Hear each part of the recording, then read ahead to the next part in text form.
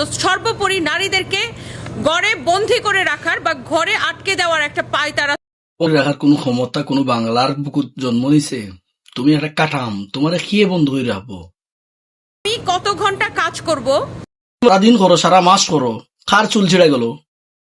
আমার টাকায়, আমার ট্যাক্সের টাকায়, আমার ভ্যাটের টাকায় যে সরকার চলে, সেই সরকার ও মাই গো মাই, পাকিস্তানের 3 পিস হয়ে গুলিস্তানের 3 পিস বিক্রি করিল, আবার তুমি আবার ট্যাক্স মারাউনির ফুড়ি আইছো নিগো। ও মাই গো, দেখো তোমার মুখ কান। কিন্তু ঠিক করে দিতে পারে না যে আমি কত ঘন্টা কাজ করব। না না না, সারাদিন করো, সারা মাস করো, খার আমরা তো সংবাদ সম্মেলন আজকেই প্রথম করেছি বিষয়টা নিয়ে, এবং এটা নিয়ে সুবিধাবাদী। এখানে আমরা বুঝলাম, যদি তুমি সুবিধাবাদী না হইতে তাহলে নির্বাচনের আগে হল্লায়নে আমরা হাইকোর্টে রিটও করব। সো আমরা হাইকোর্টও রিট করতে হয়নি, কিতা করবা রে বাবা, আমরা তো নসিব ওরকম। ফুটপাথ থেকে যখন তুলিয়া বিল্ডিং এ তোলা হয়েছে তখনই আমরা ভুল হয়েছে। আর আমরা বাঙালি, হুসুকি বাঙালি নেই, তার প্রমাণ তুমি একজন।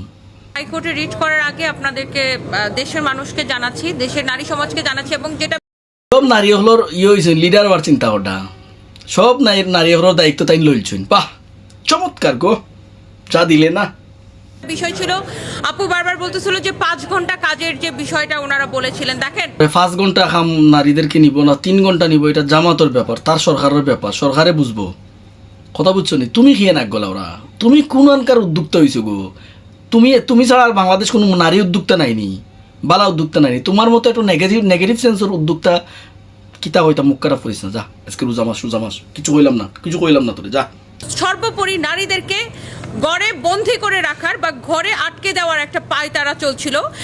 মতো বেটি রে, গড় বন্ধ করে রাখার পায় তারা করার টাইম আছে আমরা?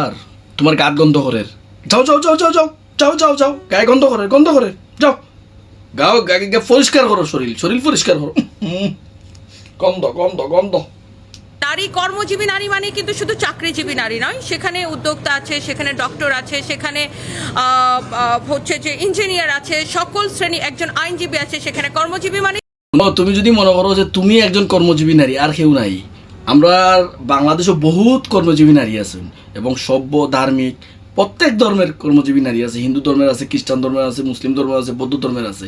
তোমার মতো এত ভদ্র নাই গো মাই, তোমার লাগান অত ভদ্র নাই। ও সোনার মাই, তুমি তুমি থামো। যেখানে পুরুষদের জন্য কোনো কর্মঘণ্টা নির্ধারণ করে দেওয়া হয় নাই, সেখানে নারীদের ক্ষেত্রে কর্মঘণ্টা নির্ধারণের কোনো প্রশ্নই আসে না। আসলে রাস্তাত ফসাব করুন, তুমি ফসাব করতে পারবে নি গিয়া? তোমার যদি ওখান করতে চারা ওখান ভদ্র, তুমি কর্মজীবী নারী নিয়ে কোনো কথা হইও না। হেরার কাছে তুমি নাই, হেরা যারা কর্মজীবী নারী তারা ভদ্র ডিসেন্ট, আর তুমি তো কর্মজীবী নাই, তুমি খাট কাঁপানো নারী। তোমার এটা বুঝতে হবে বাচ্চা। জামাত ইসলাম কখনোই এই দেশে ক্ষমতায় আসতো না, এবং ভবিষ্যতে আসবে না, কারণ এই দেশের নারীরা তাদেরকে মেনে নিবে না। কখনোই এই দেশে ক্ষমতা তাইতা নাই, তুমি করানি, তোমার বুটে আইতো নিবে। জামাত ইসলাম কি তোর বুটের লাগে অপেক্ষা করবে? সম্মান দিতে চায় না সেই দলকে, এই তোমারে সম্মান দিতা নি গো, 3 বেটা পাল্টাইয়া আসছো। এখনো সিদ্ধান্ত মানে খারাপ, জানেননি?